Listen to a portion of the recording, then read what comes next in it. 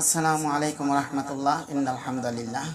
আজকে আমি যে হাদিসটি নিয়ে আলোচনা করব সহিহ মুসলিম সহিহ হাদিস 1362 নম্বর হাদিস। এই হাদিস থেকে একটা বিষয় স্পষ্ট হবে ইনশাআল্লাহ। আমরা যে সালাত আদায় করি, আমরা যে নামাজ পড়ি, এই যে জামাতের সহিত মসজিদে যেয়ে বাসা থেকে বাড়ি থেকে বের হয়ে যেয়ে মসজিদে যেয়ে নামাজ পড়ি, সালাত আদায় করি, একাকী নামাজ না পড়ে বাসায় যেয়ে যে নামাজ পড়ি, আমাদের কি পরিমাণ সওয়াব বেশি হয়, কি পরিমাণ লাভ হয়, আমরা কীরকম লাভবান হতে পারি, এই বিষয়টা স্পষ্ট জানা যাবে ইনশাআল্লাহ। এখন আমি যে হাদিসটি নিয়ে আলোচনা করছি সহিহ মুসলিম সহিহ হাদিস 1362 নম্বর হাদিস। আবু হুরায়রা রাদিয়াল্লাহু তাআলা আনহু থেকে বর্ণিত, তিনি বলেন, রাসূল সাল্লাল্লাহু আলাইহি ওয়াসাল্লাম বলেছেন, ইমামের সাথে এক ওয়াক্ত সালাত আদায় করা একাকী 25 ওয়াক্ত সালাত আদায় করার চেয়েও উত্তম। সুবহানাল্লাহ।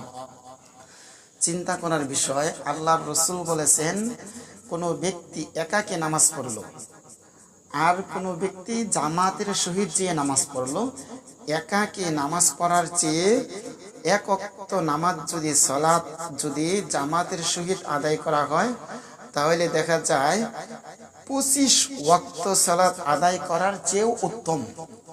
কত বড় গুরুত্বপূর্ণ কথা, আমাদের প্রত্যেকেরই চিন্তা করা উচিত। পৃথিবীতে আজকে আমরা আসি, ভবিষ্যতে থাকবো না, এটা চিরন্তন সত্য। আজকে আমাদের বয়স যাদের 50, 60, 70, 80 বছর, আমরা দৌড়ি সর্বোচ্চ আমরা হায়াত পাবো 150 বছর। 100% সত্য ইনশাল্লাহ 70, 80 বছর পরে আমাদের পৃথিবীতে আর থাকার কোনো জায়গা থাকবে না, আমাদের কবরে গাছ জ্বালাবে নিশ্চিত।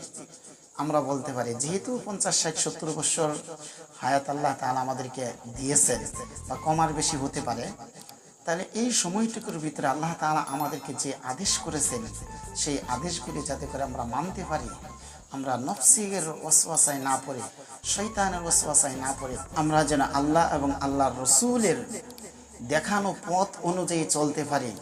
আল্লাহ তাআলা পবিত্র কোরআনে সূরাতুল আলী ইমরানের 102 নম্বর আয়াতে আল্লাহ তাআলা বলেন, হে ঈমানদারগণ, আল্লাহকে ভয় করো, যেভাবে ভয় করার দরকার সেভাবে করো, পরিপূর্ণ মুসলিম না হয়ে মৃত্যুবরণ করো না। আল্লাহ তাআলা আমাদের সবাইকে আমল করার মতো জামাতের